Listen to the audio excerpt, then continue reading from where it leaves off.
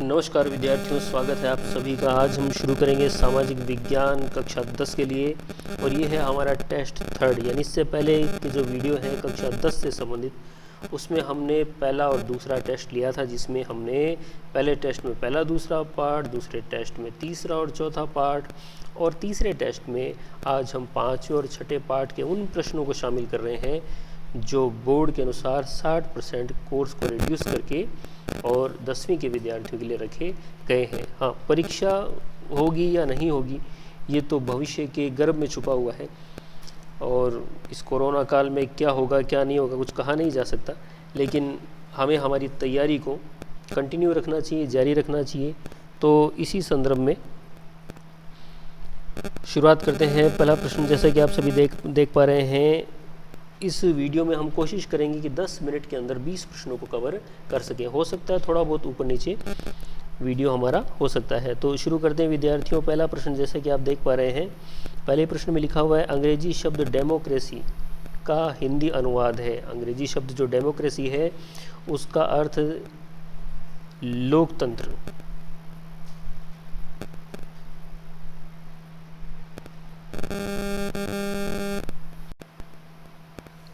तो इसमें विद्यार्थियों लोकतंत्र, लोगों का तंत्र, जनतंत्र, जनता का तंत्र, प्रजातंत्र, प्रजा का तंत्र, अर्थात हम ये कह सकते हैं कि इसका आंसर हो जाएगा उपयुक्त सभी। अगला प्रश्न, लोकतंत्र की प्रमुख विशेषता है। लोकतंत्र की प्रमुख विशेषता की बात करें विद्यार्थियों, तो लोकतंत्र की प्रमुख विशेषता जनता का शासन, जनता द्वारा निर्मित शासन, शासन को साधन मानना, शासन साधन माना जाता है और साध्य नहीं माना जाता। साधन हम कह सकते हैं माध्यम।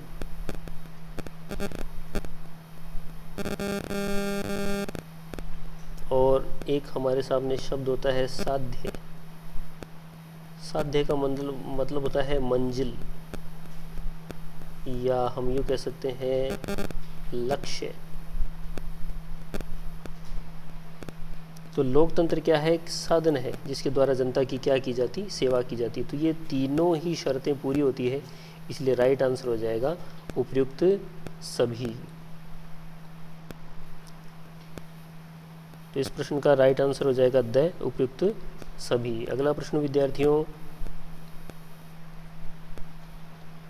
लोकतंत्र देशभक्ति की भावना को बढ़ावा देता है या बढ़ाता है। तो ये मिल ने कहा था। लोकतंत्र की जो विशेषताएं लिखी हुई है उन विशेषताओं में आपको ये मिल जाएगा। देशभक्ति से संबंधित जो पॉइंट है उस पॉइंट में आपको ये मिल जाएगा प्रश्न। अगला प्रश्न है, लोकतंत्र एक ऐसा शब्द है जिसके अनेक अर्थ हैं और इसके साथ भावनात्मक अर्थ भी जुड़ा हुआ है। ये कथन किसका है? देखिए आगे इसमें लिखा हुआ था, यह कथन किसका है।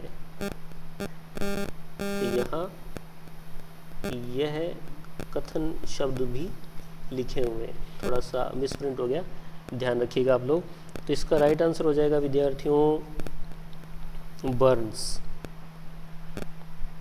तो पाठ की जहाँ शुरुआत होती है, जहाँ लोकतंत्र का अर्थ लिखा हुआ है, वहाँ ये मिल जाएगा। और महत्वपूर्ण जो बिंदु दिए हुए इस पाठ में, 5वें पाठ में, उसमें भी आपको ये मिल जाएगा। अगला प्रश्न है, प्रधानमंत्री को कौन नियुक्त करता है? भाई प्रधानमंत्री को राष्ट्रपति नियुक्त करता है। किसे? बहुमत दल के नेता को। बहुमत दल का जो नेता होता है उस नेता को आमंत्रित करता है, और या जो बहुमत को साबित कर सके। अगला प्रश्न है, केंद्रीय मंत्रिमंडल की अध्यक्षता कौन करता है? तो केंद्रीय मंत्रिमंडल की जो अध्यक्षता है वो प्रधानमंत्री करता है विद्यार्थियों। अगला प्रश्न देखें, लोकसभा सदस्य बनने के लिए योग्यता आयु कितनी होनी चाहिए? लोकसभा सदस्य बनने के लिए विद्यार्थियों 25 वर्ष की आयु होनी चाहिए। तो भाई यहाँ लिख रहा हूँ मैं, लोकसभा,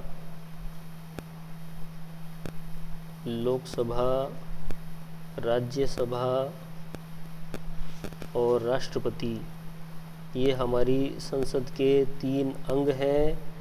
तो लोकसभा का सदस्य बनने के लिए 25 वर्ष, राज्यसभा का सदस्य बनने के लिए 30 वर्ष और राष्ट्रपति बनने के लिए 35 वर्ष की आयु होनी चाहिए। अगला प्रश्न विद्यार्थियों,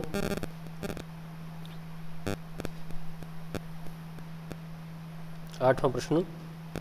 और 8वां प्रश्न में क्या कहता है? 8वां प्रश्न ये कहता है कि सदन के स्थगन होने पर असाधारण स्थितियों में राष्ट्रपति के आदेश जारी करने को क्या कहते हैं? थोड़ा सा मिसप्रिंट लग रहा होगा आपको। आदेश जारी करने को क्या कहा जाता है? तो इसे अध्यादेश कहा जाता है। अध्यादेश। ये जो अध्यादेश जारी करते हैं राष्ट्रपति महोदय, ये अध्यादेश संसद के जो सत्र होता है, संसद का जो नया सत्र शुरू होगा, संसद का जो अधिवेशन शुरू होगा, उस अधिवेशन के 6 सप्ताह बाद तक भी लागू रह सकता है। ठीक है। और अगर संसद चाहे तो उससे पहले भी इसे समाप्त कर सकती है। अगला प्रश्न देखें, 9वां प्रश्न। राष्ट्रपति को हटाने के लिए कितने दिनों पूर्व सूचना के साथ कम से कम 1/4 सदस्यों के द्वारा प्रस्ताव शुरू किया जाता है? तो भाई विद्यार्थियों, 1/4 सदस्य किसी भी सदन में लाया जाए, भले तो लोकसभा में लाया जाए और भले ही तो राज्यसभा में लाया जाए, यानी कि ये महाभियोग का जो प्रस्ताव है वो किसी भी सदन में लाया जा सकता है। जिस सदन में लाया जा रहा है, जैसे मान लीजिए लोकसभा में लाया जा रहा है, तो 1/4 सदस्य उस प्रस्ताव का अनुमोदन करेंगे और राष्ट्रपति महोदय को 14 दिन पूर्व सूचना दे दी जाएगी। 2/3 बहुमत से उस प्रस्ताव को पारित किया जाएगा और उसके बाद में वो प्रस्ताव कहाँ चला जाएगा? अगले सदन में चला जाएगा। भाई लोकसभा में पारित हुआ है तो राज्यसभा में चला जाएगा, और अगर राज्यसभा में पहले पारित हो गया तो लोकसभा में चला जाएगा। ठीक है, तो इसका राइट आंसर हो जाएगा 14।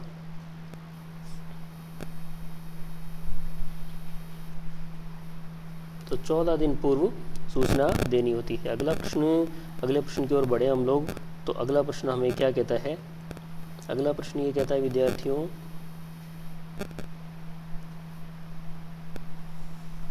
कौन सा अनुच्छेद राष्ट्रपति के आपातकालीन प्रावधानों के तहत सम्मिलित नहीं है? भाई 352 की बात करें तो 352 जो है वो युद्ध व बाहरी आक्रमण और आंतरिक अशांति के आधार पर लगाया जा सकता है। और दूसरी बात है कि वर्तमान में केवल आंतरिक अशांति के आधार पर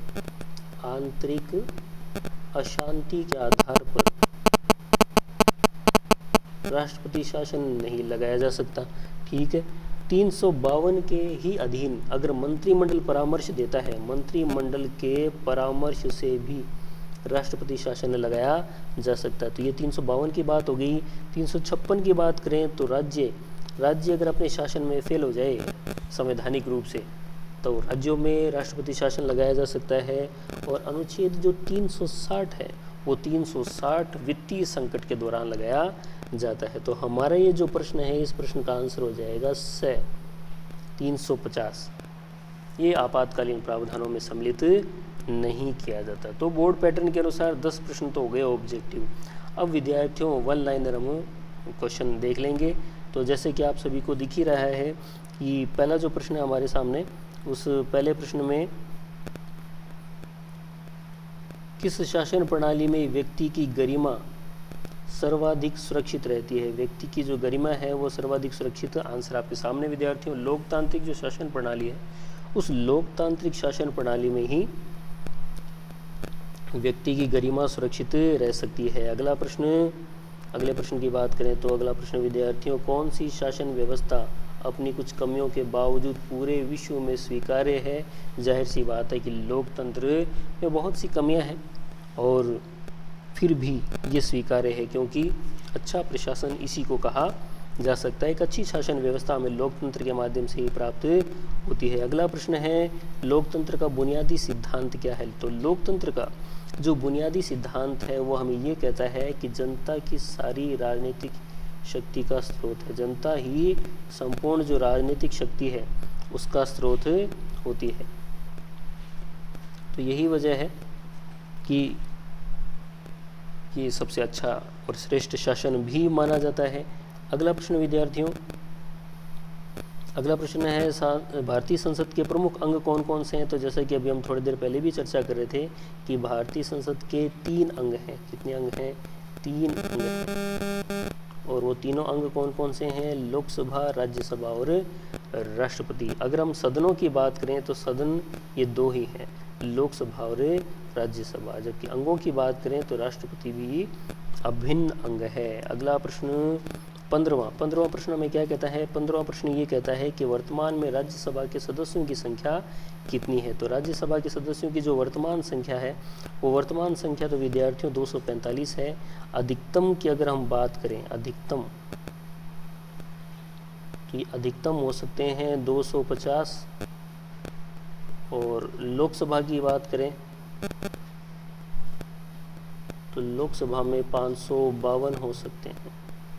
लोकसभा में 552 हो सकते हैं, और जो राज्यसभा है उस राज्यसभा में अधिकतम 250 हो सकते हैं।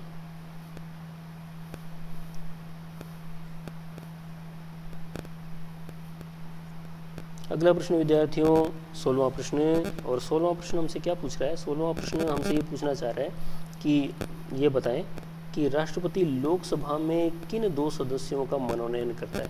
तो विद्यार्थियों जो राष्ट्रपति महोदय हैं वो 2 सदस्यों का मनोनयन करते हैं। कहाँ? लोकसभा में। और लोकसभा में जो 2 सदस्यों का मनोनयन किया जाता है ये एंग्लो इंडियन होते हैं, यानी कि हम यूँ लिख सकते हैं आंग्ल भारतीय।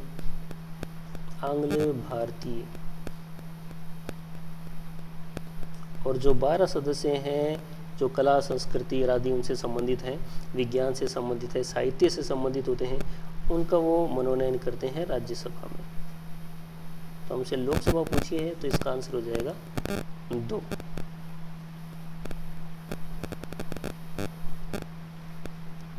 तो ये यहाँ आपको आंसर दिख रहा होगा। एंग्लो इंडियन का मनोनयन करते हैं। राज्यसभा के सदस्यों का कार्यकाल हमसे पूछा है, तो भाई विद्यार्थियों राज्यसभा के सदस्यों का कार्यकाल होता है 6 वर्ष का, और प्रति 2 वर्ष बाद 1/3 सदस्य सेवानिवृत्त हो जाते हैं। तो राज्यसभा के सदस्यों का कार्यकाल अगर आपसे पूछा जाए तब तो आंसर हो जाएगा 6 वर्ष।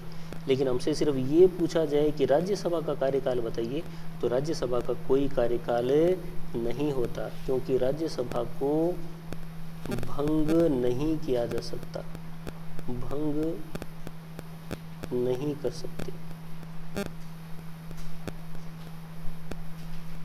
उम्मीद करता हूँ राइटिंग आपके समझ में आ रही होगी, इतनी उम्मीद तो मैं कर ही सकता हूँ। अगला प्रश्न,